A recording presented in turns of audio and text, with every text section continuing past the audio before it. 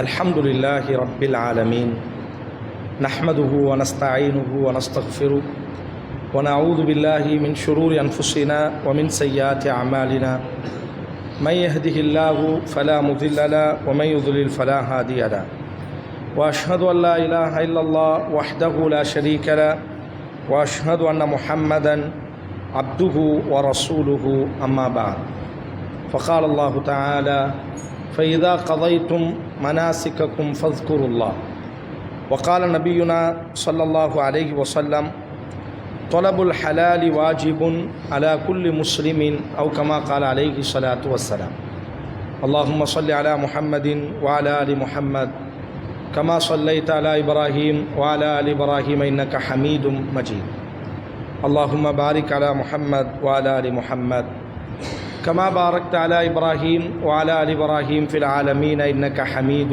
مجيد. பாசமான சகோதர சகோதரிகளே, பெரியோர்களே, எனக்கும் உங்களுக்கும் ஆரம்பமாக அல்லாஹுவின் அச்சத்தை கொண்டு நான் உபதேசம் செய்கிறேன்.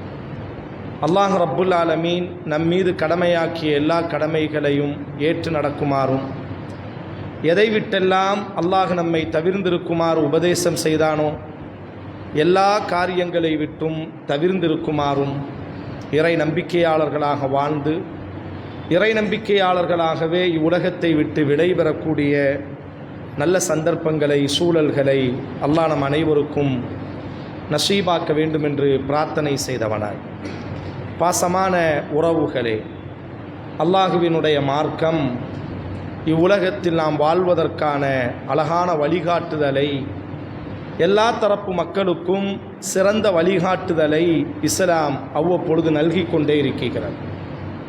அது ஆணாக இருந்தாலும், பெண்ணாக இருந்தாலும், வாலிபர்களாக இருந்தாலும், நாம் எந்த சூழலில் இருந்தாலும் அல்லாஹுவினுடைய மார்க்கம் நமக்கு அழகிய வழிகாட்டுதலை, அழகான வழிமுறைகளை, நேர்த்தியான சட்டதிட்டங்களை நமக்கு தந்திருக்கிறது.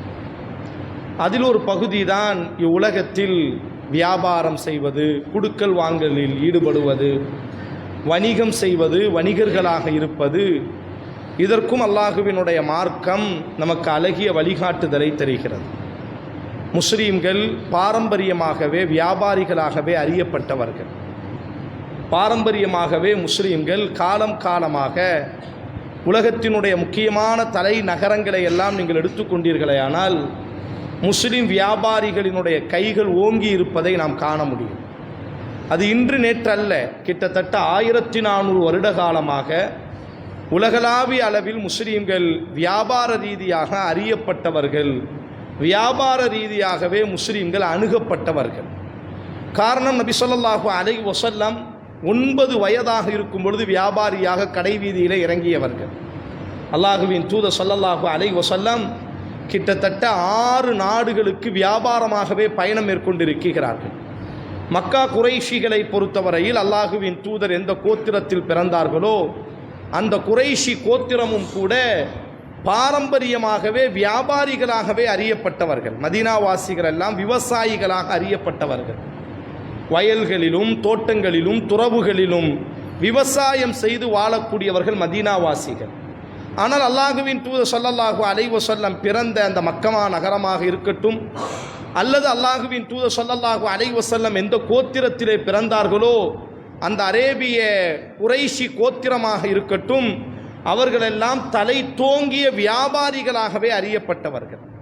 அதனால்தான் ரசூலுல்லாஹி ஸல்லல்லாஹு அலைஹி வஸல்லம் 9 வயதாக இருக்கும் பொழுது அவரினுடைய சிறிய தகப்பனார் பெரிய தகப்பனாரோடி வியாபாரத்திற்காக சிரியாவிற்கும் யமனுக்கும் அல்லாஹுவின் தூதர் பயணப்பட்டார்கள்.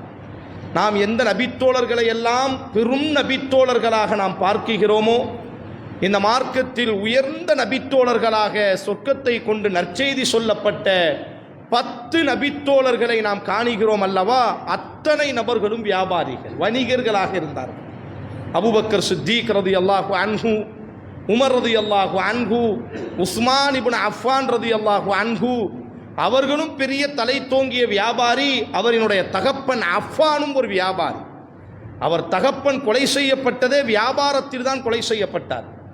அவரினுடைய உஸ்மான் ரலியல்லாஹுவினுடைய தகப்பன் அஃப்வான் என்று சொல்லப்படும். அந்த பட்டியலில் சொர்க்கத்தினுடைய நற்செய்தி சொல்லப்பட்ட 10 நபித்தோழர்களில் மற்றும் ஒரு நபித்தோழர் அப்துர் ரஹ்மான் இப்னு அவுஃப் ரலியல்லாஹு அன்ஹு. அவர்களும் பெரிய வியாபாரி. அவரினுடைய தகப்பன் அவுஃப் என்பதாக சொல்லப்படும்.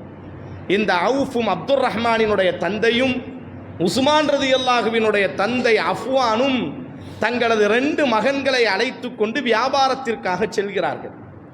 தன்னுடைய உஸ்மான் என்ற மகனை அஃப்வான் அழைத்துக் கொள்கிறார். அப்துர் ரஹ்மானை அவுஃப் அழைத்து கொண்டு வியாபாரத்திற்காக வெளிநாட்டிற்கு செல்லும் பொழுது அன்றைய காலகட்டத்தில் வழிப்பறி கொள்ளையர்கள் தான் பெருமளவிற்கு நிறைந்திருந்தார்கள். இவர்கள் பெரிய வியாபாரிகள், சொத்து பத்துகளுக்கு சொந்தக்காரர்கள் என்பதை தெரிந்து கொண்டு ஆயுத முனையில் உஸ்மான் ரலியல்லாஹுவினுடைய தகப்பனையும் அப்துர் ரஹ்மான் இப்னு அவுஃப் ரலியல்லாஹுவினுடைய தகப்பன் அவுஃபையும் கொலை செய்து விடுகிறார்கள் மகன்களினுடைய கண்களுக்கு முன்பாகவே. ஒரு கட்டத்தில் உஸ்மான் ரலியல்லாஹுவினுடைய கைகளிலும் கயிறுகளை போட்டு கெட்டுகிறார்கள். அப்துர் ரஹ்மான் இப்னு அவுஃப் ரலியல்லாஹு சுதாரித்து தப்பித்து கொண்டு உஸ்மான் ரலியல்லாஹுவை மீட்டெடுத்து தங்கள் தகப்பனை கொலை செய்தவர்களை அவர்கள் என்ன செய்கிறார்கள் என்று சொன்னால் பழிக்கு பழி வாங்கினார்கள். நான் என்ன சொல்ல வந்தேன் என்று சொன்னால், பாரம்பரியமாகவே வியாபாரத்திற்காகவே மரணித்தவர்கள் அப்துர் ரஹ்மான் இப்னு அவுஃப் ரலியல்லாஹு அன்ஹுவினுடைய தகப்பனாக இருக்கட்டும், உஸ்மான் ரலியல்லாஹுவினுடைய தகப்பனாக இருக்கட்டும், பாரம்பரியமாகவே வியாபாரத்திலேயே வாழ்ந்தவர்கள், வியாபாரத்திற்காகவே மரணித்தவர்கள், அந்த அளவிற்கு வியாபாரத்திலே தலை தோங்கியவர்கள். அதனால் தான் இஸ்லாம் சென்ற இடங்களிலெல்லாம் வியாபாரிகளின் ஊடாகத்தான் நாம் இன்றைக்கு இந்தியா போன்ற பரந்த நிலப்பரப்புகளில் நாம் வாழுகிறோமேயானால், மத்திய ஆசியா என்பதாக சொல்வார்கள், இந்தோனேஷியா, மலேசியா என்பதாக சொல்வார்கள் அல்லவா, இந்த பகுதிகளுக்குள்ளாகவெல்லாம் இஸ்லாம் எப்படி நுழைந்தது என்று நாம் ஆய்வு செய்தோமேயானால், இது போன்ற வியாபாரிகளின் ஊடாகத்தான் இஸ்லாம் என்ன செய்தது. வரலாற்றில் இந்தோனேஷியாவின் மீது எந்த இஸ்லாமியர்களும் படையெடுத்ததே இல்லை, மலேசியாவின் மீது எந்த இஸ்லாமியர்களும் படையெடுத்ததே இல்லை. ஆனால் இன்றைக்கு உலகத்திலே 95% முஸ்லீம்கள் அங்கே நிரப்பமாக இருக்கிறார்கள். எப்படி அங்கே இஸ்லாம் நுழைந்தது? மொழி ரீதியாக பெரிய வேறுபாடு இருக்கிறது. ஆனால் வியாபாரிகளாக நபித்தோழர்கள், தாபியீன்கள், முஸ்லீம்கள் வியாபார மார்க்கமாக அவர்கள் எங்கெல்லாம் பயணப்பட்டார்களோ அங்கெல்லாம் பொருட்களையும் வித்தார்கள், தங்களினுடைய உயர்ந்த நற்பண்புகளையும் கற்றுக் கொடுத்தார்கள். அதனால் இஸ்லாம் என்பதை சுருக்கமாக நாம் சொல்ல வேண்டும் என்று சொன்னால், ரசூலுல்லாஹி ஸல்லல்லாஹு அலைஹி வஸல்லம் ஒரு சிறந்த வியாபாரியாக இருந்தார்கள். அல்லாஹுவின் தூதர் உருவாக்கிய நபித்தோழர்கள் பெரும் வியாபாரிகளாக இருந்தார்கள். அல்லாஹுவின் தூதர் எப்படி மஸ்ஜிதை கெட்டுவதற்கு அல்லாஹுவின் தூதர் ஆர்வம் ஊட்டினார்களோ, அதுபோன்று மதீனாவிற்குள்ளாக வந்தவுடன் ரசூல் செய்த வேலை என்னவென்று சொன்னால், காரணம் ராமநாதபுரம் மாவட்டம் என்பது இங்கெல்லாம் பெரும் வியாபாரிகள் இருக்கக்கூடிய ஒரு பகுதிகள். இஸ்லாம் இந்த வியாபாரத்தை பற்றி என்ன சொல்கிறது? வணிகத்தை பற்றி இஸ்லாம் என்ன சொல்கிறது? இஸ்லாம் இந்த வணிகத்திற்கு எப்படி ஆர்வம் ஊட்டுகிறது? சமீப காலமாக முஸ்லிம் வியாபாரிகளின் மீது ஒரு பெரிய குற்றச்சாட்டுகள், முஸ்லிம் வியாபாரிகளின் மீது காசு கிடைத்தால் போதும் என்ற ஒரு மனநிலை, எல்லோரும் இல்லாவிட்டாலும் கூட ஆங்காங்கே சில புல்லறிவிகள் செய்யக்கூடிய இந்த தவறுகள் முஸ்லிம் வியாபாரிகளையே ஒரு குற்ற கண்ணோட்டத்தோடி, ஒரு குற்ற பரம்பரையோடி காணக்கூடிய ஒரு சூழலை நாம் அவதானிக்கிறோம். அதனால் முதலில் இஸ்லாம் என்ன சொல்கிறது? ரசூலுல்லாஹி ஸல்லல்லாஹு அலைஹி வஸல்லம் இந்த வியாபாரத்தை எந்த அளவிற்கு அல்லாஹுவின் தூதர் சிலாகித்து பேசினார்களே, ஆனால் வியாபாரம் செய்வது ஃபர்து என்பதாக கூறினார்கள். எப்படி தொழுகைக்கு வருவது, ஜும்மாவினுடைய அதான் கொடுக்கப்பட்டால் பள்ளிவாசலுக்கு வருவது கடமையோ, அதுபோன்று ஒரு மனிதன் தன்னுடைய மனைவிக்கும் குழந்தைகளுக்குமாக ஆகாரத்திற்காக, உணவுக்காக பாடுபடுவது கடமை என்று அல்லாஹுவின் தூதர் கூறினார்கள். தொலபுல், அல்லாஹுவின் தூதர் ஸல்லல்லாஹு அலைஹி வஸல்லத்தினுடைய நபிமொழி, தொலபுல் ஹலாலி வாஜிபுன் அலா குல்லி முஸ்லிம், எல்லா முஸ்லிம்களின் மீதும் ஹலாலான பொருளாதாரத்தை தேடுவதை அல்லாஹ் கடமையாக ஆக்கி இருக்கிறார். நாம் இப்பொழுது ஜும்மாவினுடைய தினத்தில் இருக்கிறோம். குர்ஆனில் ஜும்மா என்ற அத்தியாயமே உண்டு. அல்லாஹ் குர்ஆனில் இந்த அத்தியாயத்தை பற்றி பேசும்பொழுது இந்த அத்தியாயத்தினுடைய கடைசியில் ஃபைதா கதைத்துமுஸ் ஸலா, ஜும்மாவினுடைய தொழுகை முடிந்து விட்டால் ஃபன்தஷிரு ஃபில் அர்த், உலகத்தில் வியாபாரத்திற்காக செல்லுங்கள் அல்லாஹ் சொல்கிறார். ஜும்மாவினுடைய தொழுகை நிறைவடைந்து விட்டால் ஃபன்தஷிரு ஃபில் அர்த், பூமியில் ஒரு இடத்திலே தங்கி இருக்காதீர்கள், உங்கள் வியாபாரத்திற்காக, ஆகாரத்திற்காக, ஹலாலான முறையில் சம்பாதிப்பதற்காக பறந்து செல்லுங்கள். ஃபன்தஷிரு என்று சொன்னால் பறந்து செல்லுதல், நாலாபுரத்திற்கும் செல்வது, கிடைக்கும் இடங்களுக்கெல்லாம் செல்வது என்பதற்கு பெயர் ஃபன்தஷிரு என்பதாக சொல்லப்படும். அல்லாஹ் சொல்கிறான் சூரா ஜும்ஆவில், ஃபைதா கதைத்துமுஸ் ஸலா, தொழுகை நிறைவு செய்யப்பட்டால் ஃபன்தஷிரு ஃபில் அர்தி வப்தகு மின் ஃபضலில்லாஹ், அல்லாஹ்வின் அருளை அடைவதற்காக, சம்பாதிப்பதற்காக உலகத்தின் நாலாபுரத்திற்கும் வியாபாரிகளாக பறந்து செல்லுங்கள் என்பதாக திருமறை குர்ஆனில் அல்லாஹ் அஸ்ஸ வஜல் கூறுகிறார். ரசூலுல்லாஹி ஸல்லல்லாஹு அலைஹி வஸல்லம் மதீனாவிற்கு வந்தவுடன் அவர்கள் செய்த சில ஏற்றமான சில செயல்கள். முதலில் மஸ்ஜிதை கட்டியது, மதீனாவாசிகளுக்கும் மக்காவாசிகளுக்கும் மத்தியில் சகோதரத்துவ பிணைப்பை ஏற்படுத்தியது. அந்த வரிசையில் ரசூல் செய்த ஆக பெரிய ஒரு எழுச்சியான ஒரு காரியம், அந்த மதீனாவில் அன்றைக்கு சந்தைகள் எல்லாம் யூதர்களிடத்திலே இருந்தது. யூதர்களை பொறுத்தவரையில் தங்களுக்குள்ளாக வட்டிக்கு கொடுக்க மாட்டார்கள், ஆனால் பிற சமயத்திற்கு வட்டிக்கு கொடுக்கலாம் என்பது அவர்களினுடைய நம்பிக்கை.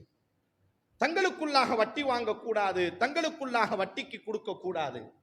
யூதர்கள் அல்லாதவர்களுக்கு வட்டிக்கு நாம் என்ன செய்யலாம், கடன் கொடுக்கலாம், வியாபாரம் செய்யலாம் என்பது அவர்களினுடைய நம்பிக்கை. பொதுவாக சந்தைகள் என்று சொன்னால் ஏமாற்றுகள் இருக்கும், ஏமாற்று பேர்வழிகள் நிறைந்திருப்பார்கள். அந்த நேரத்தில் ரசூலுல்லாஹி ஸல்லல்லாஹு அலைஹி வஸல்லம் மதீனாவிற்குள்ளாக வந்தவுடன் அல்லாஹுவின் தூதர் அவதானிக்கிறார்கள், முழு சந்தையும் முழு வியாபார ஸ்தலமும் யூதர்களினுடைய கரத்திலே நிரப்பமாக இருக்கிறது. இன்றைக்கும் நீங்கள் மதீனாவிற்கு வந்தால் ஒரு பெரிய பொட்டல் வெளியை பார்க்கலாம். அங்கே எழுதி வைத்திருப்பார்கள், ஹாதா சூக்குன் மனாஹா. இந்த இடம் எந்த இடம் என்று சொன்னால் மனாஹா என்ற சந்தைக்கு சொந்தமான இடம். சூக் என்று சொன்னால் சந்தை என்று சொல்லப்படும். மனாஹா சந்தையினுடைய இடம் இந்த இடம். ஃபி அஹ்தி ரசூலில்லாஹி ஸல்லல்லாஹு அலைஹி வஸல்லம், இன்றைக்கும் அந்த இடம் அப்படி பாதுகாக்கப்படுகிறது. ரசூலினுடைய காலத்தில் அல்லாஹ்வின் தூதர் உலகத்தில் உருவாக்கிய முதல் சந்தை மனாஹா சந்தை என்பதாக அந்த சந்தையை உருவாக்கிவிட்டு ரசூலுல்லாஹ் சொன்னார்கள், ஹாதா சூக்குக்கும், இது உங்களினுடைய சந்தை. இந்த சந்தையிலே ஏமாற்றக்கூடாது, இந்த சந்தையிலே எந்த விதமான ஏற்றத்தாழ்வுகள் பார்க்கப்படக்கூடாது, இந்த சந்தையிலே எந்த விதமான மோசடிகளுக்கும் அனுமதி இல்லை என்பதாக உலகத்தில் ரசூல் மதீனாவிற்குள்ளாக நுழைந்தவுடன் மஸ்ஜிதை கட்டியதை போன்று ஒரு சந்தையை உருவாக்கினார். காரணம், பொருளாதாரம் என்பது ஒரு சமூகத்தினுடைய முதுகுத்தண்டு. வியாபாரம் என்பதனால ரசூலுல்லாஹி ஸல்லல்லாஹு அலைஹி வஸல்லம் சிலாகித்து பேசுவார்கள். தாவூத் அலைஹிஸ்ஸலாத்தை பற்றி பேசும் பொழுது உலகத்தில் மிகச்சிறந்த இறை தூதர் தாவூத் அலைஹிஸ்ஸலாம். காரணம், அவரினுடைய கரத்தால் சம்பாதித்து சாப்பிட்டார்.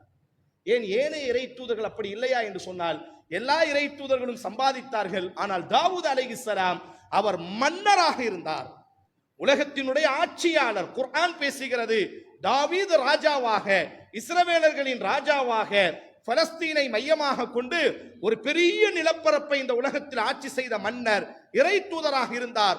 ஆனாலும் அவர் ஒரு வியாபாரியாக இருந்தார்.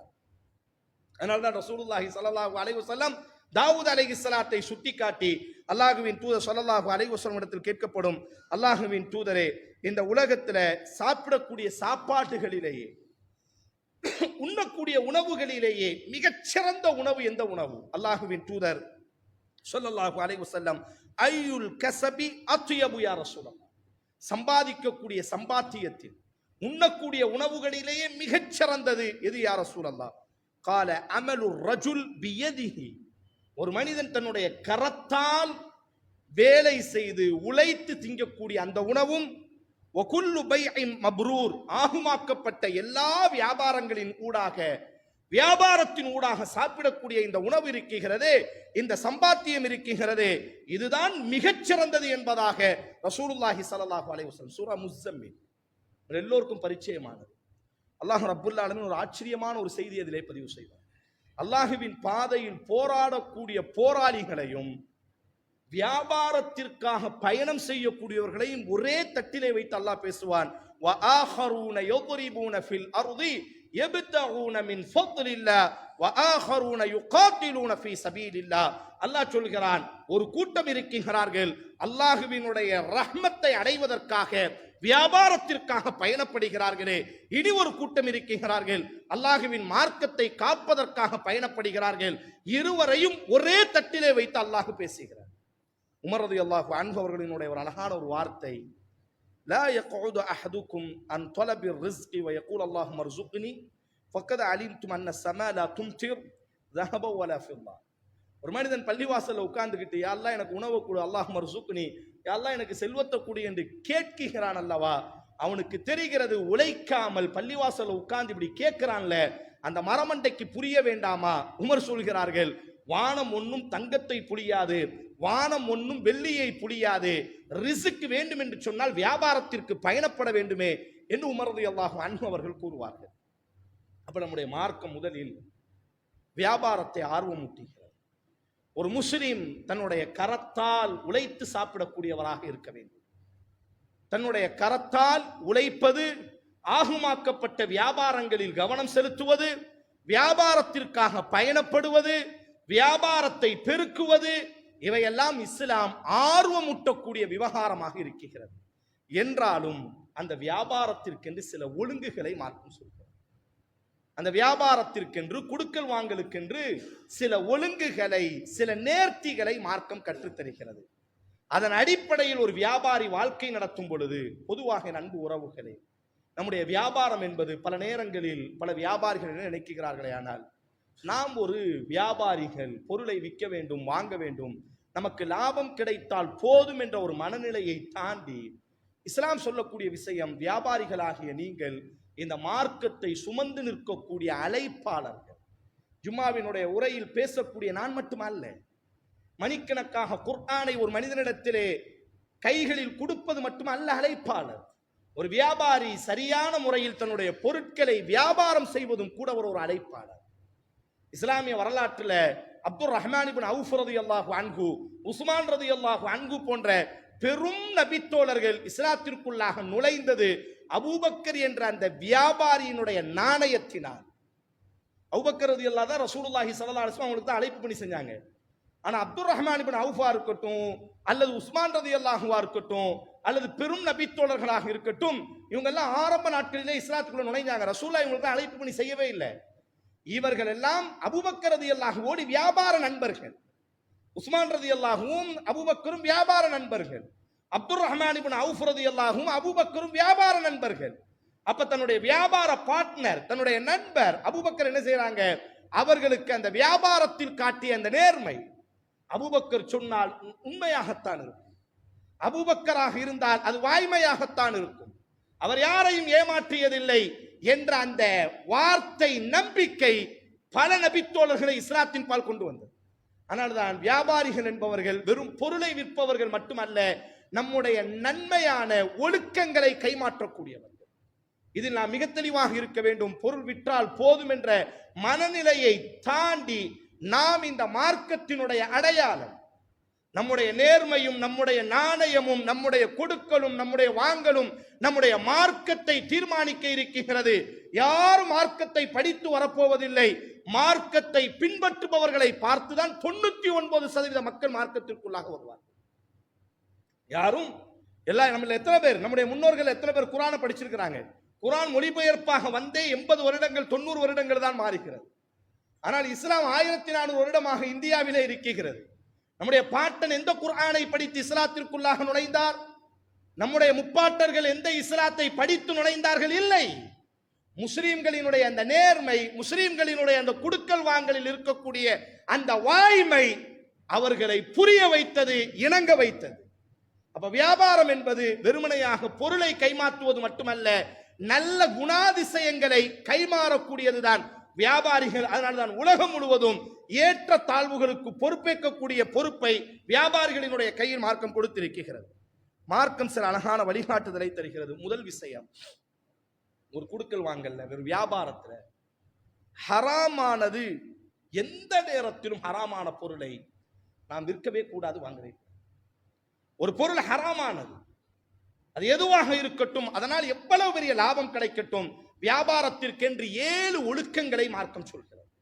நீங்கள் எதை மனதிலே வைக்கிறீர்களோ இல்லையோ, இந்த 7 ஒழுக்கங்களை நான் சுருக்கமாக ஞாபகம் ஊட்டுகிறேன்.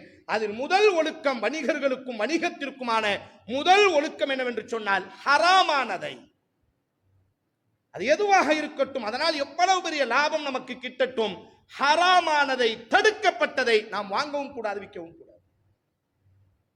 அல்லாஹ்வினுடைய மார்க்கத்தினுடைய கட்டளை. ஹராமான பொருளை நாம் வாங்கினோமேயானால் அல்லது ஹராமான பொருளை நாம் விற்போமேயானால் நமக்கு தேவை சல்லிகள், நமக்கு தேவை காசு பணங்கள் மட்டும்தான் என்ற ஒரு மனநிலை. எத்தனை எத்தனை முஸ்லீம்கள் பேசுவதற்கு தயக்கம், லாட்டரி வியாபாரம் செய்கிறார். லாட்டரியில கொடுக்கறாங்க, வாங்குறாங்க. தெளிவா தெரிகிறது இது ஹராம் என்று தெரிகிறது. அதற்கு முதலீடு செய்த எத்தனை முஸ்லிம் பெரியவர்கள், எத்தனை முஸ்லிம் பணக்காரர்கள் நமக்கு தெரியும். இது என்ன காரணம்? ஒண்ணுமே இல்லை. நமக்கு பொருள், நமக்கு காசு கிடைச்சா போதும். இஸ்லாம் வியாபாரத்தினுடைய முதல் ஒழுக்கமாக சொல்கிறது, குலூ மின் தையிபாத்தி மா ரஸக்னாக்கும். அல்லாஹ் தந்ததை சாப்பிடுங்கள் என்று அல்லாஹ் சொல்லவில்லை. தந்ததிலே ஹலாலை மட்டும் சாப்பிடுங்கள், தூய்மையானதை சாப்பிடுங்கள். அப்ப முதல் விவகாரம், ஒரு வணிகர் எப்படி இருக்க வேண்டும் என்று சொன்னால், அவர் தடுக்கப்பட்டதை, அல்லாஹுவால் தடுக்கப்பட்டதை எக்காரணத்தை கொண்டும் அவரினுடைய முதலீட்டிலோ அவரினுடைய குடுக்கல் வாங்கலில் வைத்திருக்க கூடாது. இரண்டாவதாக, வியாபாரத்தில் உண்மை பேசப்பட்டே ஆக வேண்டும். அத்தாஜுரு சதூக், ரசூலுல்லாஹ்வுடைய வார்த்தை. எல்லா வியாபாரிகளும் நரகத்திற்குரியவர்கள் தான் உண்மை பேசக்கூடிய வியாபாரிகளை தவிர. ரசூலுல்லாஹி ஸல்லல்லாஹு அலைஹி வஸல்லம் உச்சக்கட்டமா ஒரு வார்த்தையை சொல்வார்கள், மஅன் நபியீன் வஸ்ஸித்தீகீன் வஷ்ஷுஹதாஇ வஸ்ஸாலிஹீன். அதாவது உண்மை பேசக்கூடிய அந்த வியாபாரிகள் இருக்கிறார்களே, உயர்ந்த இறை தூதர்களோடு, உயர்ந்த சுகதாக்களோடு, சாலிஹீன்களோடு, நல்லோர்களோடு சொர்க்கத்திலே இருப்பார்கள். அல்லாஹ்வின் தூதரினுடைய வார்த்தை. அப்ப வியாபாரத்தில் நம்முடைய கொடுக்கல் வாங்கலில் உண்மை இருக்க வேண்டும். எந்த நேரத்திலும் உண்மைக்கு மாற்றமானதை, பொருள் நம்மை விட்டு சென்றால் போதும், இந்த இடத்தை வாங்குங்க, நாளைக்கே விமான நிலையம் இங்க வரப்போகிறது என்று சொல்லி தலையில் கட்டி எத்தனையோ இடங்கள். இந்த இடம் பொன்னும் பாலாரும் தேனாரும் ஓடக்கூடிய இடம் தெரியுமா? இதை நீங்க வாங்கி போடுங்க, உங்க வாழ்க்கை எங்கேயோ பிரகாசமா மாறிடும். காரணம், நம்மள்ட்ட இருந்து இது போயிட்டா போதும், எவன் தலையிலையாச்சு கெட்டிவிட்டால் போதும். எவ்வளவு பெரிய வார்த்தைகள். ரசூலுல்லாஹி ஸல்லல்லாஹு அலைஹி வஸல்லம், பொய் பேசக்கூடியவன் தஜ்ஜாலோடு எழுப்பப்படுவான். அல்லாஹ்வின் தூதர் கூறினார். வியாபாரத்தில் பொய் பேசக்கூடியவர், வியாபாரத்தில் பொய் பேசக்கூடியவர், அவர் ஃபாசிகீனாக நரகத்திலே தஜ்ஜாலோடு எழுப்பப்படுவார் என்று அல்லாஹ்வின் தூதர் ஸல்லல்லாஹு அலைஹி வஸல்லம். எவ்வளவு பெரிய ஒரு விஷயம் அப்படின்னு சொன்னா, உண்மை பொருளினுடைய உண்மை தன்மையை நிறுவுவதற்கு கூட சத்தியம் செய்யக்கூடாது என்பதாக மார்க்கம் சொல்கிறது. என் பொருள் உண்மையானதுதான், என் பொருள் நல்ல பொருள் தான், ஆனால் அதை நிறுவுவதற்கு கூட சத்தியம் என்ற வார்த்தையை பயன்படுத்தாதே. பொய் சத்தியம் செய்பவர்கள் ரசூலுல்லாஹ் அமர்ந்திருப்பார்கள். ஸஹீஹுல் புகாரியில் அந்த செய்தி வருகிறது. அப்படியே சாய்ந்து அமர்ந்திருப்பார்கள். ரசூல் கேட்பார்கள், அலா உனப்பிஉக்கும் பி அக்பரில் கபாயிர், பெரும் பாவத்தை நான் உங்களுக்கு அறிவித்து தரட்டுமா? உடனே நபி தோழர்கள் அறிவித்து தாருங்கள் யா ரசூலல்லாஹ். ரசூல் சொல்வார்கள், அல் இஷ்ராக்கு பில்லாஹ், அல்லாஹ்வுக்கு இணை வைப்பது, வ உகூகுல் வாலிதைன், பெற்றோர்களுக்கு மாறு செய்வது, பெற்றோர்களை நோவினை செய்வது, பெற்றோர்களை காயப்படுத்துவது. மூன்றாவதாக ரசூல் சொல்வார்கள், படுத்திருந்த ரசூலுல்லாஹி ஸல்லல்லாஹு அலைஹி வஸல்லம் சாய்ந்திருந்தவர் எழுந்து நிற்க ஆரம்பிப்பார்கள், சொல்லிக்கொண்டே இருப்பார்கள். நபி தோழர்கள் பதற ஆரம்பிப்பார்கள். நபி சமாதானம் அடைந்தால் போதும், நபி சாந்தம் அடைந்தால் போதும், நபி அமைதி அடைந்தால் போதுமே என்பதாக சொல்லிக்கொண்டே இருந்தார்கள். அல்லாஹ்வின் தூதர், பொய் சத்தியம் செய்து வியாபாரம் செய்பவன், பொய் சொல்லி வியாபாரம் செய்பவன், பொய் சொல்லி பொருளை கைமாற்றுபவன் நாசமடையட்டும், நாசமடையட்டும், நாசமடையட்டும். நபி தோழர்கள் பதறுகிறார்கள். நபி சொல்லிவிட்டார்கள், போதும் போதும், நபியால் இந்த வார்த்தையை விட்டு கடக்கவே முடியாது. பதறிக்கொண்டே இருப்பார்கள் நபி தோழர்கள். நபி சமாதானம் அடைந்தால் போதும் என்பதாக நபியை சமாதானப்படுத்துவார்கள். இது ரொம்ப முக்கியம். நம்முடைய பொருட்கள்ல உண்மை தன்மை இருக்க வேண்டும். முதல் விஷயம், ஹராமானதை, தடுக்கப்பட்ட எதையும் நாம் விற்கக்கூடாது, வாங்கக்கூடாது. இரண்டாவதாக, வியாபாரத்தில் உண்மை பேசப்பட வேண்டும். மூன்றாவதாக, பொருட்களை தேக்கி வைக்கக்கூடாது. ஒரு வியாபாரியை பொறுத்தவரையில் ரசூலுல்லாஹி ஸல்லல்லாஹு அலைஹி வஸல்லம் புகாரில் அந்த செய்தி வருகிறது. அடுத்த வாரம் இப்பொழுது தேவைப்படும் பொழுது சமூகத்திற்கு அந்த பொருளை கொண்டு போய் கொடுக்கணுமே தவிர, தேவைப்படக்கூடிய நேரத்தில் ஒரு முஸ்லிம் வியாபாரி பொருட்களை தேக்கி வைக்க கூடாது. தேவைப்படுது, தற்பொழுது தக்காளியினுடைய வியாபாரம் செய்கிறோம், அல்லது அரிசி வியாபாரம் செய்கிறோம், புளி வியாபாரம் செய்கிறோம், ஏதோ ஒரு வியாபாரம் செய்கிறோம், மக்களுக்கு தேவைப்படக்கூடிய நேரம் தான். ஆனாலும் இன்னும் ஒரு வாரம் நம்ம தேக்கி வச்சோம்னா 2 மடங்கு நமக்கு லாபம் கிடைக்கும் என்று அல்லாஹுவை மறந்து சமூகத்தில் பொருளாதாரத்தை உயர்த்துவதற்காக, நாம் லாபத்தை கொள்ளை லாபம் சம்பாதிப்பதற்காக மக்களை ஏங்க வைப்பது, பொருளை தேக்கி வைப்பது, இது மார்க்கத்தில் பெருமளவிற்கு தடை செய்யப்பட்டிருக்கிறது. அதுதான் ரசூலுல்லாஹி ஸல்லல்லாஹு அலைஹி வஸல்லம் சொல்வார்கள், பொருட்களை தேக்கி வைக்க கூடாது. தேவைப்படக்கூடிய நேரத்தில் பொருளை வாங்கி வைக்கிறான், இப்ப தேவைப்படுது, பொருள் நம்மள்கிட்ட இருக்கு, வெளியே கொண்டு வராமல் இன்னும் ஒரு வாரம் கழித்து அடுத்த மாசத்திற்கு நாம் என்ன செய்யலாம், வெளியே கொண்டு வரலாம் என்பதாக பொருட்களை தேக்கி வைப்பது இருக்கிறது. இது ஒரு முஸ்லிம் வியாபாரி செய்யவே கூடாத குணம் என்பதாக மார்க்கம் சொல்கிறது. நான்காவதாக, நம்முடைய பொருட்களில் இருக்கக்கூடிய குறைகளை சொல்லியே விற்க வேண்டும்.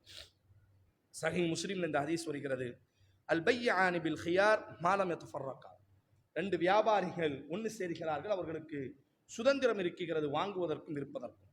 ஃபைன் சதகா வ பையினா பூரிக லஹுமா. அந்த வியாபாரத்தினுடைய உண்மை தன்மையும் அந்த வியாபாரத்தினுடைய குறைகளும் பேசப்படுமையானால் அல்லாஹ் அந்த இருவருக்கும் பரக்கத்து செய்கிறார். வயின் கதபா வ கதமா முஹிக்க பரக்கத்தி பைனஹுமா. அந்த வியாபாரத்தினுடைய குறைகள் பேசப்படாமல் மறைக்கப்படுமையானால் அல்லாஹ் அவர்களுக்கு நஷ்டத்தை, இழிவை சம்பாதிக்கிறான், இழிவை சுமத்துகிறான் என்று ரசூலுல்லாஹி ஸல்லல்லாஹு அலைஹி வஸல்லம் கூறுகிறார். அப்போ ஒரு முஸ்லிம் வியாபாரி எப்படி இருக்கணும்னா, தன்னுடைய பொருட்கள்ல இருக்கக்கூடிய குறைகளை, தன்னுடைய பொருட்கள்ல என்ன குறை இருக்கிறதோ அதை தெளிவுபடுத்த வேண்டும். ஆமா, இந்த பிரச்சனை இருக்கு, இல்ல அவன் ஒரு ஏமாளி, அவன் ஒரு ஏப்ப சேப்ப, அவனுக்கு என்ன பெருசா தெரிய போகிறது, கைமாத்தி விட்டால் போதும் என்ற ஒரே குறிக்கோளில் வயின் கதமா ரசூல் சொன்னார்கள், குறைகள் மறைக்கப்படுமையானால், குறைகள் வெளிப்படுத்தப்படாமல் தெளிவுபடுத்தப்படாமல் அது விற்கப்படுமையானால் முஹிக்க பரக்கத்தி, அல்லாஹ் அந்த வியாபாரத்தினுடைய பரக்கத்தை அழித்து விடுகிறான் என்று ரசூலுல்லாஹி ஸல்லல்லாஹு அலைஹி வஸல்லம். அப்ப மிக முக்கியம் என்ன செய்ய வேண்டும் என்று சொன்னால், நம்முடைய பொருட்களினுடைய விஷயங்கள்ல குறைகளை தெளிவுபடுத்த வேண்டும். குறைகள் எல்லாம் சமூகத்திற்கு வாங்கக்கூடியவரிடத்திலே தெளிவுபடுத்தியதற்கு பிறகு கைமாறப்பட வேண்டும். அடுத்து அல்லாஹுவின் தூதர், அல்லாஹுவினுடைய மார்க்கம் வியாபாரிகளை குறிப்பிட்டு சொல்லும் குர்ஆன்ல ஒரு அத்தியாயத்தை அல்லாஹ் இறக்கினான். வைலுலில் முத்தஃபிஃபீன், நெருவைகளில் அளக்கும் பொழுது நிரப்பமாக அளக்க வேண்டும். யாராவது அதுல குறை வைப்பார்களே ஆனால் அல்லாஹ் ஒரு அத்தியாயத்தை இறக்கியிருக்கிறான். மனிதர்களினுடைய மனதை அல்லாஹ் பேசுவான். நீங்க உங்க பொருளை வாங்கும் பொழுது நிரப்பமா இருக்கணும்னு நினைக்கிறீங்கல்ல, ஆனா நீங்க திருப்பி கொடுக்கும் பொழுது அவங்களுக்கு மட்டும் நீங்க அளவை என்ன செய்றீங்க, குறைச்சி கொடுக்கிறீங்களே, நாசம் உண்டாகட்டும். ஒரு சமூகத்தை அல்லாஹ் அழித்திருக்கிறார். ரொம்ப ஆச்சரியமா இருக்கும். பெரும் பாவம் என்பதாக நாம் எல்லாம் யோசிக்கக்கூடிய விபச்சாரத்திற்கு அல்லாஹ் அழித்திருக்கிறான், இணை வைப்பிற்கு அல்லாஹ் அழித்திருக்கிறான். ஆனால் கொடுக்கும் பொழுது, வாங்கும் பொழுது அந்த நிறுத்தலிலே குறைவு செய்த ஒரே காரணத்திற்காக ஒரு சமூகத்தையே குர்ஆன் அல்லாஹ் சொல்கிறான், நாம் அழித்தோம் என்பதாக. சாலிஹ் அலைஹிஸ்ஸலாத்தினுடைய சமூகத்தை பற்றி அல்லாஹ், ஷுஐப் அலைஹிஸ்ஸலாத்தினுடைய சமூகத்தை பற்றி அல்லாஹ் பேசும்பொழுது பேசுவான், அவர்களை நாம் அழித்தோம். காரணம், அவர்கள் வியாபாரம் செய்யும் பொழுது மோசடி செய்தார்கள், குடுக்கல் வாங்கலிலே அவர்கள் மோசடியாக நடந்து கொண்டார்கள். அளக்கும் பொழுதும் வாங்கும் பொழுதும் நெருக்கும் பொழுதும் அவர்கள் குறை வைத்தார்கள். அதனால் நாம் அவர்களை அழித்தோம் என்பதாக அல்லாஹ் பதிவு செய்கிறார். அதற்கு பிறகு எந்த சூழலிலும் அபகரிக்கப்பட்ட பொருட்கள், திருடப்பட்ட பொருட்களை நாம் வாங்கவே கூடாது. தெளிவா தெரிகிறது இது திருடப்பட்ட பொருள் என்பதாக. ஒருத்தனை ஏமாத்திட்டு இதை பறிச்சுட்டு வந்திருக்கிறான்னு தெரிகிறது. இது அபகரிக்கப்பட்ட பொருள் என்பதாக தெரிகிறது. இது தெளிவா தெரிகிறது. ஒரு ஏப்ப சேப்பைய தலையை ஏமாத்தி இதை வாங்கிட்டு வந்தான் என்று தெரிந்தது என்று சொன்னால் அவரை முதல்ல வியாபார கட்டத்திலே வச்சு பார்க்கவே கூடாது. அந்த பொருள் நம்ம வாங்கவே கூடாது.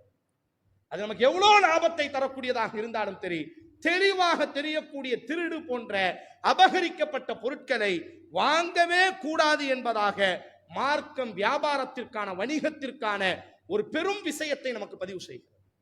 சாதி இப்னு அபீ வக்காஸ் ரலியல்லாஹு அன்ஹு பெரிய வியாபாரி, சொர்க்கத்தை கொண்டு நற்செய்தி சொல்லப்பட்ட பெரும் நபி தோழரும் கூட, பெரும் வியாபாரி, உலகத்துல ஒரு வர்ணிக்க முடியாத அளவுக்கு பெரிய வியாபாரி. அவருக்கு வியாபாரத்திலேயே பெரும் முதலீடாக இருந்தது திராட்சை பழங்களை ஏற்றுமதி செய்து. உலகளாவிய அளவிற்கு திராட்சைகளை என்ன செய்வார்கள் என்று சொன்னால் ஏற்றுமதி செய்து அவரினுடைய வியாபாரத்திலேயே முதல் தர வியாபாரம் அந்த வியாபாரம். பொதுவாக பழங்கள், காய்கறிகளை பொறுத்தவரையில் சில நேரங்களில் விலை உயரும், சில நேரங்களில் விலை படுத்துவிடும். ஒரு கட்டத்தில் சாதி இப்னு அபீ வக்காஸ் ரலியல்லாஹு அன்ஹு அவர்களினுடைய அந்த திராட்சை பழத்திற்கான மதிப்பு குறைய ஆரம்பிக்கிறது. உலகளாவிய அளவில் உலகத்துக்கு ஃபுல்லாக திராட்சை அவர் தான் ஏற்றுமதி செய்கிறார். ஆனால் ஒரு கட்டத்தில் திராட்சை பழத்திற்கான விலை வீழ்ச்சியை சந்திக்கிறது. மூட மூடையாக பல நூறு குடோன்களை வைத்திருக்கிறார்கள் சாதி நபி வக்காஸ். இப்போ இந்த நேரத்தில் ஒவ்வொரு வியாபாரியாக போய் சந்திக்கிறாங்க. இப்படி இருக்கு, கொஞ்சம் எடுத்துக்கிடுங்க, ஏதோ கொடுங்க அப்படின்னு கேட்டுட்டு இருக்கும்பொழுது எல்லாருமே சொல்கிறாங்க, இல்லை மழை காலம், அதனால் பெரிய அளவுக்கு திராட்சைக்கு மதிப்பில்லை, விலை வீழ்ச்சியை சந்தித்திருக்கிறது. அப்போ இரவுலெல்லாம் துவா செய்கிறாங்க, பெரும் முதலை போட்டு இருக்கிறார்கள். பொதுவாக வியாபாரிகளுக்கு பொருட்கள் செல்லாவிட்டால் ஒன்றுமே ஓடாதில்லை, எவ்வளோ பெரிய முதலை போட்டிருப்போம். அப்போ அவரினுடைய பணியாளர் சாத் இப்னு அபி வக்காஸ் ரலியல்லாஹு அன்ஹு அவர்கள் கவலைப்படுவதை பார்த்து சாத் இப்னு அபி வக்காஸ் ரலியல்லாஹு அன்ஹுக்கு ஏதாச்சும் நம்ம ஒன்று செய்யணும்னு சொல்லி அந்த ஆளும் என்ன செய்கிறார், பணியாளரை போய் சந்திக்கிறாரு. அப்போ ஒரு கூட்டத்தார்கள் அவரை பணியாளரை சந்திக்கிறாங்க. உங்கள் முதலாளி சாத் ரலியல்லாஹு திராட்சை பழங்களை நூற்றுக்கணக்கான டன் வைத்திருப்பதாக நாங்கள் கேள்விப்பட்டோம், விலையெல்லாம் வீழ்ந்து விட்டது, அதனால் நாங்கள் வாங்கி கொள்கிறோம். அப்போ அந்த பணியாளர் கேட்குறாரு, நீங்கள் என்ன செய்கிறீங்க? அவங்க சொல்கிறாங்க, நாங்கள் மதுபானத்திற்கு நாங்கள் என்ன செய்கிறோம் என்று சொன்னால் திராட்சையை பிழிந்து மதுபானங்களை நாங்கள் தயாரிக்கக்கூடியவர்கள். சரி, சாத் இப்னு அபி வக்காஸ்ட்ட வந்து அந்த பணியாளர் சொல்கிறார், இப்படி இந்த நேரத்தில் நம்முடைய பொருட்கள் எல்லாம் வீழ்ச்சியை சந்தித்திருக்கிறது, உலகளாவிய அளவில் திராட்சை வீழ்ந்து விட்டது, இப்போ நம்மிடத்தில் பொருளை வாங்குவதற்கு யாருக்கும் துணிவில்லை, ஆனால் ஒரு கூட்டம் உங்களிடத்திலே வாங்குவதற்கு தயாராக இருக்கிறார். சாத் இப்னு அபி வக்காஸிற்கு ரொம்ப சந்தோஷம். யார் அவர்கள்? சொன்னாங்க, இந்த நாட்டை சார்ந்த ரோமர்கள் உங்களை சந்திப்பதற்கு விரும்புகிறார்கள், நீங்கள் சொல்லக்கூடிய தொகைக்கு உங்களிடத்தில் இருக்கக்கூடிய திராட்சை பழங்களை எல்லாம் வாங்குவதற்கு தயாராக இருக்கிறார். சாத் ரலியல்லாஹு கேட்குறாங்க, அவங்க என்ன செய்கிறாங்க, என்ன வியாபாரிகள் என்ன செய்கிறாங்க? அவங்க மது பிழியக்கூடியவர்கள், மது ஆலையை வைத்து நடத்தக்கூடியவர்கள், மது ஆலையிலே திராட்சை பழங்களை பிழிந்து மதுவை தயாரிக்கக்கூடியவர்கள். சாத் ரலியல்லாஹுடைய கண்களில் இருந்து கண்ணீர் வடிகிறது, வேண்டாம் போங்க, இல்லை விற்கிறதுக்கு எனக்கு மனம் இல்லை, இவர்கிட்ட இருக்கிறது ஹலால், இவர் விற்க கொடுக்குறாரு, ஹலாலான முறையில் காசு வரப்போகிறது. ஆனால் அவர்கள் தான் நபித்தோழர்கள், ஒரு ஹராம் தெளிவாக தெரிகிறது, இந்த பொருள் ஹராமிற்காக பயன்படுத்தப்பட போகிறது. உடனே சாத் ரலியல்லாஹு அன்ஹு அத்தனை திராட்சைகளையும் வரக்கூடியவர்களுக்கெல்லாம் அள்ளி கொடுத்தார்கள். தின்பவர்களும் எவ்வளவுதான் இருப்பார்கள், அப்படி குப்பையில் கொட்டப்பட்டதாக வரலாறு பதிவு செய்கிறது. என்னுடைய வியாபாரம் அழியட்டும், நான் உருவாக்கிய முதல்கள் வீழ்ச்சியை சந்திக்கட்டும், ஒரு நாளும் ஹராமான ஒரு சூழல் என்னுடைய சூழலில் ஏற்படவே கூடாது. என்னுடைய வியாபாரத்தின் ஊடாக ஒரு ஹராம் தடுக்கப்பட்ட காரியத்திற்கு நான் பயன்படுத்தப்படவே கூடாது. அதைத்தான் மார்க்கம் சொல்கிறது, மோசடியின் அடிப்படையில் உருவாக்கப்படக்கூடியதை எந்த சூழலிலும் நாம் என்ன செய்யக்கூடாது என்று சொன்னால், அபகரிக்கப்பட்ட பொருட்கள், திருடப்பட்ட பொருட்களை வாங்கவே கூடாது. தடை செய்யப்பட்டிருக்கிறது, விற்கவும் கூடாது, வாங்கவும் கூடாது. அது யாரோ ஒருவருக்கு தானே ஹராம், நமக்கு அது ஹராம் இல்லையே. இல்லை இல்லை, பொருளாதாரம் என்பது என்னோடு முடியக்கூடியதல்ல, என் குழந்தையினுடைய ஆரோக்கியம் வரை அது பின்னால் வரக்கூடியது. நான் உண்ணக்கூடிய இந்த ஹலாலான காசுகள் எனக்கும் என்னுடைய குழந்தைக்கும் என் சந்ததிகளையும் வாழ்வாங்கு வாழ வைக்க வேண்டிய அடிப்படை. நாம் வாழ்ந்து செத்து போய் விடுவோம், நம்முடைய குழந்தைகள் அழிந்து நாசமாகி விடுவார்கள், அல்லாஹ் பாதுகாக்க. அதைத்தான் மார்க்கம் சொல்கிறது, அபகரிக்கப்பட்ட பொருட்களை, திருடப்பட்ட பொருட்களை எந்த சூழலிலும் வாங்காதீர்கள், வாங்கவே கூடாது. மிக முக்கியமாக மார்க்கம் சொல்லும், ஒரு வியாபாரம் பேசப்பட்டு கொண்டிருக்கும் பொழுது நீங்கள் தலையை நுழைக்காதீர்கள் என்று சொல்லும். ஒரு வியாபாரி பேசிட்டு இருக்கிறாங்க, பொருட்களை வாங்குறாங்க, விற்கிறாங்க, அவங்க பேசிட்டு இருக்கும் பொழுது, இல்ல நான் கூட 10 ரூபா தாரேன் நமக்கு தாங்க என்று பேசவே கூடாது, அல்லாஹ் பரக்கத்தை எடுத்து விடுவார். புகாரில் இந்த செய்தி வருகிறது, ஒரு சகோதரர் ஒரு பெண்ணை மனம் பேசிக் கொண்டிருக்கும் பொழுது, அல்லது ஒரு வியாபாரி தன்னுடைய பொருட்களை கைமாற்றுவதற்காக பேசிக் கொண்டிருக்கும் பொழுது உள் நுழையாதீர்கள், அப்படி நுழைந்தீர்களே ஆனால் அல்லாஹ் பரக்கத்தை நீக்கி விடுவார். அது எதுவா இருக்கட்டும், 2 பேரும் பேசிட்டு இருக்கிறாங்க, அவங்களுக்குள்ள முடிவு எட்டியது என்று சொன்னால் அல்ஹம்துலில்லாஹ், அப்படி இல்லை என்று சொன்னால் அதற்கு பிறகு நாம் உள்ளே நுழையலாம். இமாம் புகாரி ரஹிமஹுல்லாஹ் நம்ம எல்லோருக்கும் பரிச்சயமானவர். அவர் ஒரு வியாபாரி. இந்த உம்மத்துல எல்லா மார்க்கறிஞர்களும், இமாம் அபூ ஹனீஃபா பெரிய வியாபாரி, இமாம் புகாரி ரஹிமஹுல்லாஹ் ஒரு ஜாரை வைத்திருந்தார், கண்ணாடி குவளை, சந்தையில விற்கிறாங்க. அதனுடைய மதிப்பு 5000 வெள்ளி காசுகள். அப்போ ஒரு வியாபாரி ஒரு நபர் வராரு, இந்த ஜாரை நான் வாங்கிக்கிறேன், நான் காசை எடுத்துட்டு வந்து வாங்கிக்கிறேன் அப்படின்ட்டு அந்த ஆள் என்ன செஞ்சிட்டாரு, வியாபாரத்தை பேசி முடிச்சிட்டார். 5000 வெள்ளி காசுகளுக்கு நான் இதை வாங்கி கொள்கிறேன். கொஞ்ச நேரத்திற்கு பிறகு போனவர் போய்விட்டார். 2 நாட்கள் ஆளை காண. அந்த 2 நாட்களுக்குள்ள இன்னொருத்தர் வராரு. அந்த ஜாரி ரொம்ப பிடிச்சி போயிடுச்சு. அப்ப அந்த ஆளு கேட்கிறாரு, இந்த பொருள் இல்ல நான் வித்துட்டேன் அப்படிங்கிறாங்க. புகாரி ரஹிமஹுல்லாஹ், எவ்வளவு வித்தீங்க? 5000 வெள்ளி காசுக்கு. அஷரத்தால 10,000 வெள்ளி காசு தருகிறேன். 10,000 வெள்ளி காசை நான் தருகிறேன், எனக்கு கொடுங்க. இல்ல இல்ல, ரசூலுல்லாஹி ஸல்லல்லாஹு அலைஹி வஸல்லம் கூறிய ஒரு நபிமொழி, 2 நபர்களுக்கு மத்தியில் வியாபாரம் பேசப்பட்டு கொண்டிருக்கும் பொழுது மூணாவதாக ஒருவர் நுழையவே கூடாது. எவ்வளவு வித்தோம் என்பதற்காகத்தான் நான் சொன்னேனே தவிர உங்க கூட கொடுக்கறதுக்கு எனக்கு தயாரா இல்ல. 2 நாளைக்கு பிறகு அந்த 5000 வெள்ளி காசை கொண்டு வந்தான். அவர் கையில் அந்த பொருளை கொடுத்தாங்க. ரொம்ப முக்கியம். வெறும் லாபத்தை மட்டும் அடிப்படையாக கொண்டல்ல, மனம் இருக்க, மனம் நேசமாக இருக்க வேண்டும். பொருட்கள் கையாறும் பொழுது, பொருட்கள் பேசப்பட்டு கொண்டிருக்கும் பொழுது மூன்றாவதாக ஒருவன் என்ன செய்யக்கூடாது என்று சொன்னால், உள்நுழைக்க கூடாது. நம்மள்ட்ட காசு இருக்கு, இவனுக்கு ஆசையை நம்ம தூண்டி விட்டா போதும்.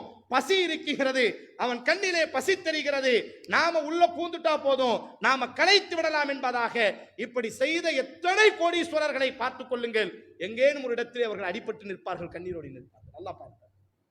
காரணம் ரசூலினுடைய வார்த்தை இது. இருவர் வியாபாரம் பேசிக் கொண்டிருக்கும் பொழுது மூன்றாவதாக யாரும் நீங்கள் தலை நுழைக்காதீர்கள். அவர்களுக்குள்ளாக பேசப்படட்டும், முடிக்கப்படட்டும். வாங்கினால் அல்ஹம்துலில்லாஹ், வாங்காவிட்டால் அதற்கு பிறகு நீங்கள் என்ன செய்யலாம் என்று சொன்னால் உள்நுழையலாம் என்பதாக அல்லாஹுவின் தூதர் ஸல்லல்லாஹு அலைஹி வஸல்லம் அவர்கள் நமக்கு அழகான வழிமுறையை காட்டி தந்திருக்கிறார். இறுதியாக நம்முடைய மார்க்கத்தில் ஒரு பொருளுக்கு இவ்வளவுதான் லாபம் என்பதாக மார்க்கம் நமக்கு தீர்மானிக்க வேண்டும். எவ்வளவும் லாபம் வைக்கலாம். ஆனால் ஒரே ஒரு செய்தியை சொல்கிறேன். அப்துர் ரஹ்மான் இப்னு அவுஃப் ரலியல்லாஹு அன்ஹு, உஸ்மான் ரலியல்லாஹு அன்ஹு, இவங்க எல்லாம் பெரிய வியாபாரிகள் என்று நம்ம எல்லாம் படிச்சிருக்கிறோம்ல. எவ்வளவு பெரிய வியாபாரிகள் அப்படின்னு சொன்னா, அவர்களுக்கு பல நூறு வியாபார கூட்டம் இருக்கும். அதுல ஒரு வியாபார கூட்டத்தில் மட்டும் 700 ஒட்டகைகள் இருக்கும். ஒரு ஒட்டகையினுடைய சரக்கு என்பது நாம இப்ப புரிந்து கொள்ள வேண்டும் என்று சொன்னால் ஒரு கண்டெய்னர். ஒரு வியாபார கூட்டத்தில் மட்டும் 700 கண்டெய்னர் இருக்கும். இந்த மாதிரி பல நூறு வியாபார கூட்டங்கள் அப்துர் ரஹ்மான் இப்னு அவுஃப் ரலியல்லாஹு அன்ஹு, உஸ்மான் ரலியல்லாஹு அன்ஹு அவங்கள்ட்ட கேட்கப்படும், எவ்வளவு பெரிய நபித்தோழர் மதீனாவுக்குள்ள வருவாரு, ஒட்டகத்தை கெட்டுறதுக்கு கூட கயிறு இல்லை. அப்ப சாத் இப்னு ரபீனோடு ரசூலுல்லாஹி ஸல்லல்லாஹு அலைஹி வஸல்லம் சகோதரராக நினைப்பாங்க. அவரும் ஓரளவுக்கு செல்வமுடையவர். அப்துர் ரஹ்மானை பார்த்து சொல்லுவாங்க, நீங்க என்ன செய்யுங்க, எனக்கு இவ்வளவு தோட்டம் இருக்கு, பாதி வச்சுக்கிடுங்க, எனக்கு இவ்வளவு சொத்து இருக்கு, பாதியை வச்சுக்கிடுங்கன்னு சொல்வார்ல. அப்துர் ரஹ்மான் சொல்லுவாங்க, இல்ல, கடை வீதியை எங்கு இருக்கிறது என்று காட்டுங்க, கடை வீதி எங்க இருக்குன்னு காட்டுங்க. அப்போ சுட்டி காட்டுவார், இதுதான் கடை வீதி. போவாரு. ரசூல்லா காலத்திலேயே நடந்தது. வெறும் ஒரு வருஷத்துல அவர் ஒரு பெண்ணை மனம் முடிப்பாரு. ஒரு தங்க அப்படி சுருளை கொடுத்து மனம் முடிப்பார். தங்க கட்டியை கொடுத்து என்ன செய்வார் என்று சொன்னால், முழு மதீனாவும் பேசியது, அடே அப்துர் ரஹ்மான் இப்னு அவுஃப் தங்க கட்டியை கொடுத்து மஹரா கொடுத்து மனம் முடிச்சிருக்காரு அப்பா என்று பேசக்கூடிய அளவிற்கு ஒரே வருடத்தில் மிகப்பெரிய செல்வந்தர், பெரும் செல்வந்தர். அல்லாஹு அக்பர். அவரினுடைய செல்வத்தை இன்றைக்கு ஒரு கணக்குக்குள்ளாக கொண்டு வர முடியாத அளவிற்கு மிகப்பெரிய செல்வந்தர். அவங்கள்ட்ட கேட்கப்படும், எப்படி இவ்வளோ பரக்கத்தை அல்லாஹ் உங்களுக்கு கொடுத்தான்? கைவிடக்கூடிய இடத்திலெல்லாம் அல்லாஹ் உங்களுக்கு லாபத்தை தருகிறானே. அப்துர் ரஹ்மான் இப்னு அவுஃப் ரலியல்லாஹு அன்ஹு ஒரு வார்த்தை சொல்வார்கள், லாபத்தை நான் குறைவாக வைப்பேன், இதுதான் அல்லாஹ் எனக்கு தரக்கூடிய. எவ்வளவு லாபம் வைக்கலாம், ஆனா மனிதர்களினுடைய சூழலை கருதி குறைந்த லாபத்துல, நீங்க நல்லா யோசிச்சு பாருங்க. நம்முடைய சமூகத்துல இன்னைக்கு பெரிய வியாபாரிகளாக அறியப்படக்கூடிய ராஜஸ்தானினுடைய மக்கள், அவங்க கடையில போய் பாருங்க, சின்ன லாபம் இருக்கும், ஆனா பொருட்களை அதிகம் அளிப்பார்கள். இது ஒரு பெரிய வியாபாரத்தினுடைய நுணுக்கம். அதான் அப்துர் ரஹ்மான் இப்னு அவுஃப் சொல்றாரு, பெரும் கோடீஸ்வரர், பல ஆயிரம் கண்டனர்களுக்கு மதிப்பு மிக்கவர், தங்க வெள்ளிக்கு மதிப்பு மிக்கவர். அவர்கிட்ட சொல்றாங்க, அவரு சொல்லக்கூடிய ஒரு அழகான ஒரு வரலாறு, நமக்கு இவங்க தான் முன்னோடிகளே தவிர ஏமாற்று பேர்வழிகள் நமக்கு முன்னோடிகள் அல்ல. அவர்கிட்ட கேட்கப்படுது, எவ்வளவு இப்படி ஒரு லாபத்தை அல்லாஹ் அவங்களுக்கு தந்தான், கொட்டி கொடுத்திருக்கிறான். அழகான ஒரு வார்த்தை சொல்றார், லாபம் குறைவாக பொருட்களை அதிகமாக நாங்கள் கைமாற்றுவோம். இது ரொம்ப முக்கியம். வியாபாரத்துல மக்களினுடைய சூழலை அனுசரித்து லாபம் மட்டுமே நோக்கமாக இல்லாமல் நம்முடைய பொருட்கள் தூய்மையானதாக. மீண்டும் ஒரு முறை நான் ஞாபகம் முட்டுகிறேன், முதல் விஷயம், வியாபாரத்துல ஹராமான பொருட்களை வாங்கவும் கூடாது, விற்கவும் கூடாது. இரண்டாவது, வியாபாரத்தில் உண்மை பேசப்பட்டே ஆக வேண்டும். பொருட்களை மூன்றாவதாக தேக்கி வைக்கவே கூடாது. நான்காவதாக, குறைகளை சொல்லி நாம் விற்க வேண்டும். நம்முடைய பொருட்கள்ல ஏதேனும் குறைகள் இருக்குமே ஆனால் அதை தெளிவுபடுத்த வேண்டும். ஐந்தாவதாக, நெருக்கும் பொழுதும் அளக்கும் பொழுதும் சரியானதாக நாம் அளக்க வேண்டும். ஆறாவதாக, திருடப்பட்ட பொருட்களை அபகரிக்கப்பட்ட பொருட்களை நாம் வாங்கவே கூடாது. 7வதாக, எந்த சூழலிலும் இனி ஒருவர் வியாபாரம் பேசிக் கொண்டிருக்கும் பொழுது அவரை மட்டப்படுத்தி பொருளின் மீதுள்ள மோகத்தினால் நாம் 3வதாக தலையை நுழைக்க கூடாது.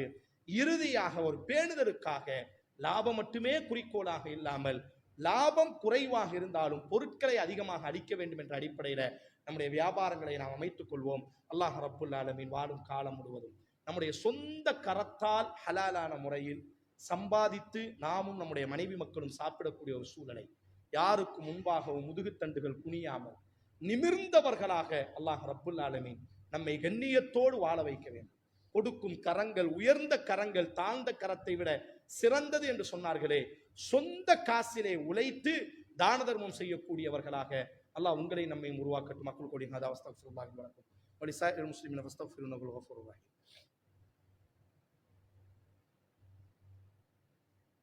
அல்ஹம்துலில்லாஹ் ஸல்லல்லாஹு அலைஹி வஸல்லம் அலா ரசூலில்லாஹி வ அலிஹி வ ஸஹ்பிஹி அஜ்மஈன். அம்மா பஅத். பாசமானவர்களே, வியாபாரிகளை பொறுத்தவரையில் வியாபாரத்தினுடைய ஒழுக்கங்களை எல்லாம் நாம் பார்த்தோம். வியாபாரிகளுக்கு ஒழுக்கங்கள் இருப்பதை போன்று அவர்களுக்கு சமூகத்தின் மீதான அக்கறையும் இருக்க வேண்டும். அல்லாஹ் ரப்புல் ஆலமீன் உங்கள் கரங்களில் தான் செல்வங்களை கொடுக்கிறார். யார் வியாபாரம் செய்வார்களோ அவர்களிடத்தில் தான் செல்வங்கள் குவிந்து கிடக்கும். வெறுமனையாக சுயநலத்தோடி மட்டும் அல்லாமல் பெருந்தன்மையோடு உங்களது லாபங்களை உங்கள் குடும்பத்திற்கு நீங்கள் செலவு செய்வதை போன்று சமூகத்திற்காகவும் நீங்கள் உங்களினுடைய செல்வங்களை, உங்கள் வியாபாரத்தினுடைய லாபங்களை பயன்படுத்த வேண்டும். நம்முடைய முன்னோர்கள் இன்றைக்கு காணக்கூடிய ஜமால் முஹம்மத் கல்லூரியாக இருக்கட்டும், எங்கள் திருநெல்வேலியில சதக்கத்துல்லா கல்லூரியாக இருக்கட்டும், உங்கள் ராமநாதபுரத்தில் இருக்கக்கூடிய பல கல்லூரிகளாக இருக்கட்டும், அதே போன்று கம்பத்தில் தேனியில கருத்தராவுத்தராக இருக்கட்டும், நம்மெல்லாம் இன்னைக்கு ஒரு செண்டை ஒரு அடியை நம்ம விட்டு கொடுக்க முடியுமா? அதிராம்பட்டினத்தில் காதர் மைதீன் கல்லூரியாக இருக்கட்டும், சென்னையில் இருக்கக்கூடிய கல்லூரிகள் ஏக்கர் கணக்கான நிலங்களை பெரும் வியாபாரிகள், கருத்தராவுத்தராக இருக்கட்டும், ஜமால் முகம்மதாக இருக்கட்டும், காதர் மைதீனாக இருக்கட்டும், இவங்கெல்லாம் யார் அப்படின்னு சொன்னா பெரிய வணிகர்கள். தங்களுக்கு கிடைத்ததை சமூகத்திற்காக அவர்கள் அர்ப்பணித்தார்கள். பிற சமூகத்தோடு நம்மளை ஒப்பிடும் பொழுது நாம கொடுக்குகிறோம், மருத்துவத்திற்கு கொடுக்குகிறோம், அனாதை ஆசிரமத்திற்கு கொடுக்குகிறோம். ஆனால் 2-3% மட்டுமே இருக்கக்கூடிய கிறிஸ்தவ சமூகம் வியாபாரத்துல அவங்க செய்யக்கூடிய அந்த தொண்டுகள் இருக்கிறது அல்லவா, மனநல மருத்துவமனைகள், மனநலம் பாதிக்கப்பட்டவர்களுக்கான ஹாஸ்டல், தங்கக்கூடிய விடுதிகள், காது கேளாதவர்களுக்கான பள்ளிக்கூடங்கள், வாய் பேச முடியாதவர்களுக்கான பள்ளிக்கூடங்கள், விதவைகளுக்கான மறுவாழ்வு மையங்கள் முஸ்லிம் சமூகத்தில் எவ்வளவு தேவை இருக்கிறது. ஆனா இன்னைக்கு என்ன அப்படின்னு சொன்னா ஒரு குறுகிய மனநிலை. இந்த ஜும்மாக்கல்ல அங்காங்கே நாம் கொடுக்கக்கூடிய இதோடு நாம் முடித்து விடுகிறோமே தவிர இல்லை, வியாபாரிகளாகிய உங்கள் கரத்தில் அல்லாஹ் ஒரு பெரும் பொறுப்பை தந்திருக்கிறான். வியாபாரம் உங்கள் குடும்பத்திற்கு மட்டுமல்ல, லாபம் உங்கள் குடும்பத்திற்கு மட்டுமல்ல, சமூகத்திற்கும் நீங்கள் சில நலவுகளை செய்ய உங்களால் மட்டும்தான் செய்ய முடியும். செல்வம் யாரிடத்திலே இருக்கிறதோ கூலி வேலை செய்பவர்களால் அன்றாட காட்சிகள் தினமும் அவர்களுக்கு கிடைக்கக்கூடியது அன்றைக்கே செலவாகிவிடும். வியாபாரிகளாக வணிகர்களாக நீங்கள் இருக்கக்கூடியவரிடத்தில் தான் செல்வத்தை அல்லாஹ் கொட்டி கொடுக்கிறான். நீங்கள் தான் பெருமளவிற்கு சமூகத்திற்காக என்ன செய்ய வேண்டும். இஸ்லாமிய வரலாறுகள்ல நபி தோழர்கள் எல்லோருக்கும் தெரியும். எல்லா ஜும்மாக்களிலும் நாம் கேட்கிறோம், சமகாலத்தில் எத்தனை வியாபாரிகள் ஒன்றாக இருக்கிறோம். முதல்ல நமக்கு மத்தியில், வியாபாரிகளுக்கு மத்தியில் ஒரு அழகான ஒரு கூட்டமைப்பு இருக்க வேண்டும். அவரை வீழ்த்துவது அல்ல நோக்கம். இஸ்லாமிய வரலாறுகள்ல பண்பாடுகள்ல உச்சக்கட்ட பண்பாடு, வியாபாரிகளை ஒரு குழுவாக ரசூல் மாற்றினார். உமர் ரலியல்லாஹு அன்ஹு அந்த குழுவுக்கு தலைவராக ஷிஃபா பின்த் அப்துல்லா என்ற ஒரு பெண்மணியை நியமித்தார்கள். எல்லா வியாபாரிகளும் ஒரு குழுவா இருக்கணும். அந்த குழுவுக்கு தலைவர் ஷிஃபா பின்த் அப்துல்லா, ஒரு முஸ்லிம் பெண்மணி. ஏன்? 4 நலவுகளை செய்யும். அப்ப கிடைக்கக்கூடிய லாபத்தை வெறும் நம்முடைய சுயநலத்திற்காக வெறும் இடங்களா வாங்கி போட்டு, என் பேர்ல, என் பொண்டாட்டி பேர்ல, என் புள்ள பேர்ல, என் பாட்டம் பேர்ல, எத்தனை நபர்களுக்கு நமக்கு எங்க இடம் கிடக்குன்னே தெரியாது. நம்முடைய பாட்டன் வாங்கி போட்ட எத்தனையோ இடங்கள் அனாமத்தாக அனாதையாக கிடைக்கிறது. இதெல்லாம் காரணம் அந்த சுயநலத்தினுடைய வெளிப்பாடு. அதனால் கிடைக்கக்கூடிய லாபத்தை அப்துல் ரஹ்மான் இப்னு அவுஃப் ரலியல்லாஹு, உஸ்மான் ரலியல்லாஹு, அவருக்கு பேரே என்னது? கனி, உஸ்மானுல் கனி. உஸ்மான் பணக்காரர், உலகத்தினுடைய பணக்காரர் அல்ல. அவர்கள் வியாபாரம் செய்து அவர்கள் கொடுத்தார்கள் சமூகத்திற்காக. இன்று வரை அழியாத சொத்தாக அல்லாஹ் அவரை பணக்காரராக, மறுமையின் பணக்காரராக மாற்றி இருக்கிறார். உஸ்மான் ரலியல்லாஹு கொடுத்த அந்த வக்ஃபினுடைய கிணறு இன்று வரை தண்ணீர் இறைக்கப்படுகிறது. சமூகம் இன்றைக்கு அந்த தண்ணீரை பயன்படுத்துகிறது. அவர் வியாபாரம் செய்தார், அதில் கிடைத்த அந்த பொருளை சமூகத்திற்காக, மக்களுக்காக அர்ப்பணித்தார்கள். இன்று வரை அவர் பணக்காரராக இருக்கிறார், கபரிலே பணக்காரராக இருக்கிறார். நான் எங்க ஊர்லயே பெரிய பணக்காரன், எங்க மாவட்டத்திலே நான் பெரிய பணக்காரன், இந்த நாட்டிலே நான் பெரிய பணக்காரன், இது அல்ல. உஸ்மானுல் கனி, உஸ்மான் பணக்காரர். எதிலே பணக்காரர்? மறுமையின் பணக்காரர். நாமளும் என்ன செய்யணும் அப்படின்னு சொன்னா, உயர்ந்த இலக்கங்களை, கிடைக்கக்கூடிய லாபத்தை சமூகத்திற்காக, நல்ல மருத்துவமனை, நம்முடைய சமூகத்திற்கு எவ்வளவு தேவைகள் இருக்கிறது, பேசி மாள முடியாத அளவிற்கு தேவைகள் இருக்கிறது. ஆதலால் வியாபாரிகள் வெறுமனையாக தனக்காக சம்பாதிப்பது மட்டும் நோக்கமாக அல்லாமல், அல்லாஹ் நம்முடைய கைகளில் செல்வம் தருகிறான் என்றால் அது நமக்கான மட்டும் அல்ல, நாம் பறந்து கொடுப்பதற்காக, சமூகத்தின் கண்ணீரை ஆற்றுவதற்காக. இன்னைக்கு பாருங்க, எத்தனை ஆயிரம் மக்கள் அந்த கல்லூரிகள்ல, நான் சொன்ன கல்லூரிகள்ல படிக்கிறாங்க. எத்தனை மஸ்ஜிதுகள், எத்தனை மதரசாக்களை, எவ்வளவு ஏக்கர் கணக்கான நிலங்களை கொடுத்தார்கள், எவ்வளவு நன்மைகள். இதுதான் கனி பணக்காரர். அதனால் இது போன்ற ஒரு வியாபாரிகளாக நாம் இருக்க வேண்டும். சமூக அக்கறை உடையவர்களாக, சமூகத்தை பற்றி கவலைப்பட்டவர்களாக, வெறும் லாபம் கிடைத்தால் போதும் என்ற மனநிலையை தாண்டி, கிடைத்ததை நமக்கும் சமூகத்திற்கும் பயனளிக்கக்கூடிய அடிப்படையில் நாம் சமூக சேவைகளுக்கு என்ன செய்ய வேண்டும் என்று சொன்னால், நம்முடைய லாபங்களை நாம் பங்கு வைக்க வேண்டும். அல்லாஹ் ரப்புல் ஆலமீன் கொடுக்கக்கூடியவன் நிரப்பமாக அல்லாஹ் நம்முடைய கரங்களில் கொடுக்கட்டும். நம்முடைய வியாபாரிகளினுடைய முதுகுத்தண்டுகளை அல்லாஹ் நிமிர்த்தட்டும். வியாபாரத்தினுடைய நஷ்டங்களிலிருந்து, பாதிப்புகளிலிருந்து, இயற்கை பேரிடர்களிலிருந்து அல்லாஹ் நம்மை பாதுகாக்கட்டும். கொடுக்கும் பொழுது அல்லாஹ் நிரப்பமாக தரட்டும். அதை நாமும் மனரீதியாக, மனம் ஒத்து நிரப்பமாக கொடுக்கக்கூடிய மனநிலையை அல்லாஹ் நம் அனைவருக்கும் நசீபாக்கட்டும். அல்லாஹும்ம ஸல்லி அலா முஹம்மது வ அலா ஆலி முஹம்மது கமா ஸல்லைத அலா இப்ராஹிம் வ அலா ஆலி இப்ராஹிம் இன்னக ஹமீதும் மஜீத். அல்லாஹும்ம பாரிக் அலா முஹம்மது வ அலா ஆலி முஹம்மது கமா பாரக்த அலா இப்ராஹிம் வ அலா ஆலி இப்ராஹிம் இன்னக ஹமீதும் மஜீத். ரப்பனா ஆத்தினா ஃபித் துன்யா ஹஸன வ ஃபில் ஆখিরাতি ஹஸனத வ கினா அஸாபன்னார். இன்னல்லாஹ யஅமுரு பில் அத்லி வல் இஹ்சான் வ இதாஇ தில் குர்பா வ யன்ஹா அனில் ஃபஹ்ஷாஇ வல் முன்கர் வல் பகி யஅதுக்கும் லஅல்லக்கும் ததக்கரும். உذ்குருல்லாஹல் அஸீம் யذ்குருக்கும் வஷ்குரூஹு அலா நிஅமிஹி யஸிதுக்கும் வலதிக்ருல்லாஹி அக்பர் வல்லாஹு யஅலமு மா தஸ்னஊன்.